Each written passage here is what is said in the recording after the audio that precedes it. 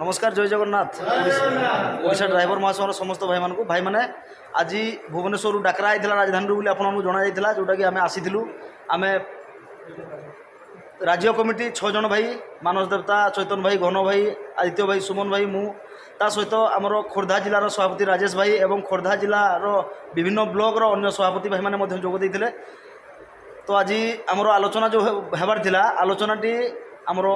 प्रणव प्रकाश दास एवं सुभाष सिंह महोदय ये आसीथिले एवं आलोचना है या कि जे आमर जो 3 मास समय देते सरकार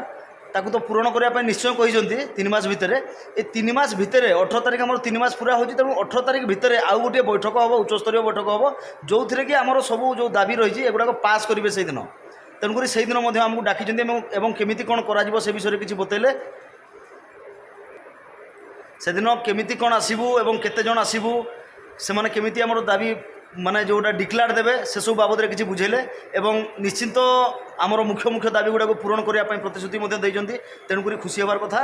एवं भाई मैंने अधिक भी खुशी हबार कथा नुह से जो जो आमर मुख्य दाबी आमको पचारि एवं से दाबी गुड़ाक निहाती पूरण करने तो अपेक्षा करवा सेमती जमी 3 मास पर्यंत अपेक्षा करते से 3 मास पर्यंत एवं 3 मास भितर ही समस्त आलोचना है डिक्लेयर बोलते 3 मास मध्य पास कहते तेणुक आम जदि सरकार आम दाबीटी पूरण कर दौरान सरकार को धन्यवाद देवा आउ से दिन ही खुशी मनवा जो दिन सरकार डिक्लेयर देवे आज नुह। जय जगन्नाथ।